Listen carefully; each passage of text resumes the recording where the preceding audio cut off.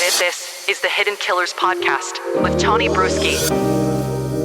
Welcome back to our dramatic reading of Chad Daybell's love letters to Lori Vallow. We pick up where we left off.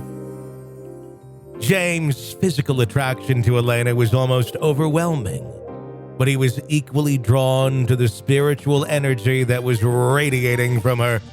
As they talked, it was confirmed to him that they had indeed been married before and were eternal companions. He had glimpses of them walking dustily paths together, and he realized they had been married during the life of Jesus Christ. And they had been very close to him. At this time, their spirits could not be restrained any longer, and a long-awaited makeout session took place in that lobby. This was manifest in the mortal world to James and Elena through the scientific phenomena known as loin fire. You guys, you heard that right. Loin fire. The scientific phenomenon. Look it up. As they talked, James had a burning desire to make love to her, but he wasn't sure she felt the same way. But they could not stay away from each other. One time, she was sitting in a couch near his table, and he took his seat on a chair about 5 feet from her. She began to squirm and covered her body with her hands.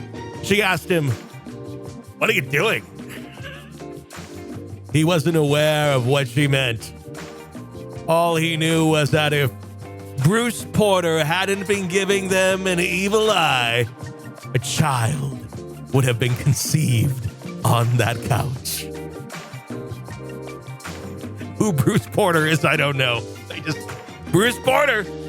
Damn. The erotic tension continued through the afternoon.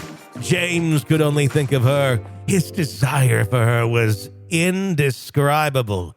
Thankfully, she had worn 16 layers of clothing to survive the 80-degree weather.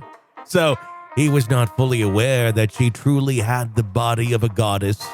Her dimensions were exactly what he'd always fantasized about, but that revelation would have to wait a month. As the night concluded, James needed to take his empty boxes to his car. With Elena's help, he had sold more books at a show than he ever had before.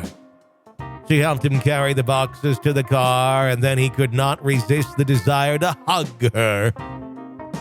He made an awkward attempt that was way too brief because their friends were bringing more boxes. In that short embrace, though, he knew he had found the woman he had searched for his entire life. It was made crystal clear to him that they had been married before and would be again. He once again had to fight off a powerful urge to kiss her and somehow disguise the massive erection he was experiencing. They returned to the building, and he helped carry tables to the second floor while they sat on the couch. They couldn't take their eyes off of each other. He was already madly in love. Her group of friends finally had to leave. He was devastated, unused how he would ever contact her again.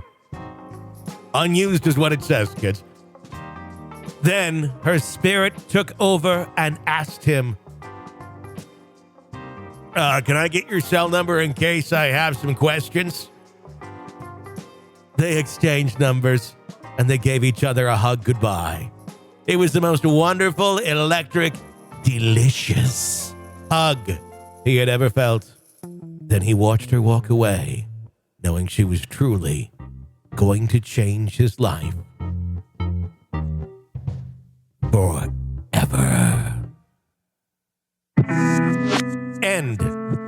Chapter 1. What happens next in the love story Chad Daybell wrote for Lori Vallow? Well, it continues. Press subscribe so you don't miss a moment of it as we get closer and closer to Chapter 2. It's coming up for you right here. My name is Tony Brueski. Stay with us.